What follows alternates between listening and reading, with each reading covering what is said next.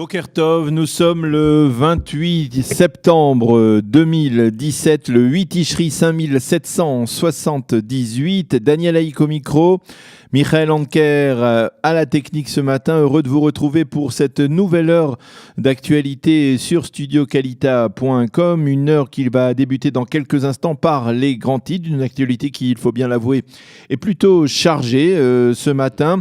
Ensuite, vers 8h10, 8h15, nous serons en ligne avec Yitzhak Grindwald, qui est le numéro 2 du conseil régional du Gush Etzion, l'adjoint du président du conseil régional du Gush Etzion. Nous parlerons avec lui de la cérémonie marquant le 50e anniversaire du début de l'implantation juive en Judée et en Samarie, en particulier dans le Gush Etzion, une cérémonie officielle qui s'est déroulée hier soir dans le Gush Etzion, mais une cérémonie qui a été, on va dire, entravée par des critiques et une polémique concernant la participation du chef d'état-major de Tzahal, la participation de juges de la Cour suprême ou la participation même du président qui n'était pas là. Aucun des trois n'était là. Nous y reviendrons dans les titres et également dans la revue de la presse. Nous parlerons donc avec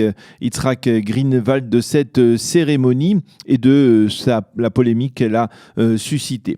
Vers 8h30, nous serons avec Eliana Gurfinkel qui nous présentera sa revue, sa chronique Un jour notre histoire. Vers 8h40, je vous présenterai la revue de la presse et des médias. Et vers 8h50, nous recevrons ici Jonathan Chiche, qui est le représentant francophone du Ichud Hatzalah, et ce, à la veille de la grande journée de mobilisation de Ichud Hatzalah qui se déroulera demain, veille de Yom Kippour. C'est une journée traditionnelle. Il nous expliquera ce dont il s'agit. Voilà donc pour le programme de cette heure d'actualité sur studiokalita.com. Et tout d'abord, comme promis, les grands titres. Le président de l'État, Reuven Rivlin, a mis en garde hier après la décision d'Interpol d'intégrer dans ses rangs l'autorité palestinienne.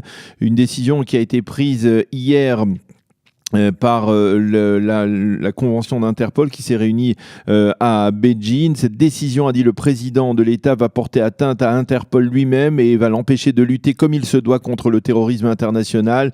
Il est regrettable, a dit le président de l'État lors d'une conversation téléphonique avec les responsables du judaïsme américain, que les Palestiniens aient transformé une instance internationale de plus en un instrument de lutte politique et diplomatique contre l'État d'Israël.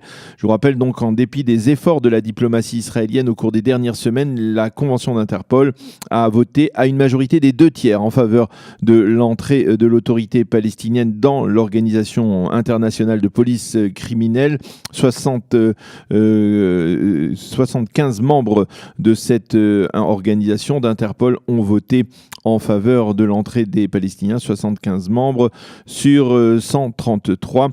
Côté israélien, on craint que cette victoire diplomatique palestinienne ne pousse désormais Mahmoud Abbas à reprendre son initiative d'intégrer l'autorité palestinienne également dans le tribunal pénal international de La Haye, ce qui pourrait ensuite pousser les Palestiniens à déposer des requêtes contre des officiers de l'armée israélienne qui auraient servi dans les territoires.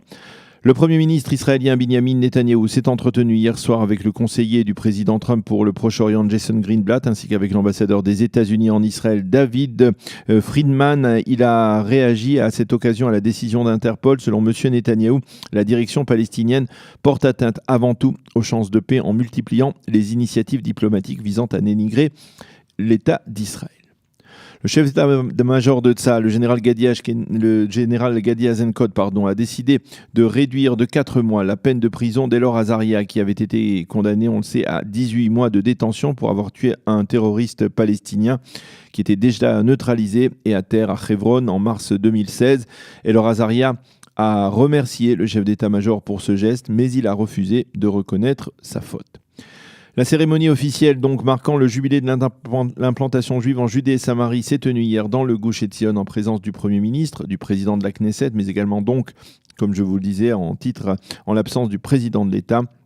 apparemment retenu par d'autres obligations, en l'absence également du chef d'état-major et d'un représentant de la Cour suprême. Au cours de son intervention, Binyamin Netanyahou a promis, je cite, qu'il n'y aura plus d'évacuation de localités juives en Judée et en Samarie, car ces évacuations n'ont jamais apporté la paix. Elles ont au contraire renforcé le terrorisme islamiste, a déclaré le Premier ministre. Les obsèques du sergent-chef Avinoam Cohen, Zichrono Livracha, se sont déroulées hier sur le mont Herzl à Jérusalem et celles du lieutenant Avshalom Harmony se dérouleront aujourd'hui. Ces deux soldats d'une unité d'artillerie de Tsahal ont été tués hier au cours d'un terrible accident. Le véhicule portant un canon d'artillerie, leur véhicule, donc transportant un canon d'artillerie, s'est retourné sur lui-même lors d'une manœuvre sur le plateau du Golan et les a écrasés. 4 autres soldats ont été blessés. L'enquête préliminaire de Tsahal a permis d'établir qu'il s'agissait d'une erreur humaine et non d'une défaillance technique. Et puis le dernier titre de ce journal, c'est la soirée d'Interville organisée hier soir par Qualita à l'occasion du lancement officiel de Qualitime, un projet national de bénévolat en faveur des Olim de France. Plusieurs centaines de militants ont accepté de donner de leur temps pour faciliter et améliorer l'intégration des Olim de France.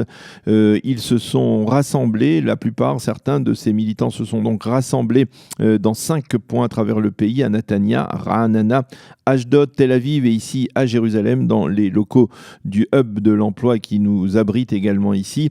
Ils ont dressé un recensement précis du nombre de bénévoles désireux d'aider. Au total, il s'agit de plus de 850 bénévoles qui se sont inscrits et qui ont promis de consacrer plus de 3000 heures par semaine à l'intégration des Olim de France.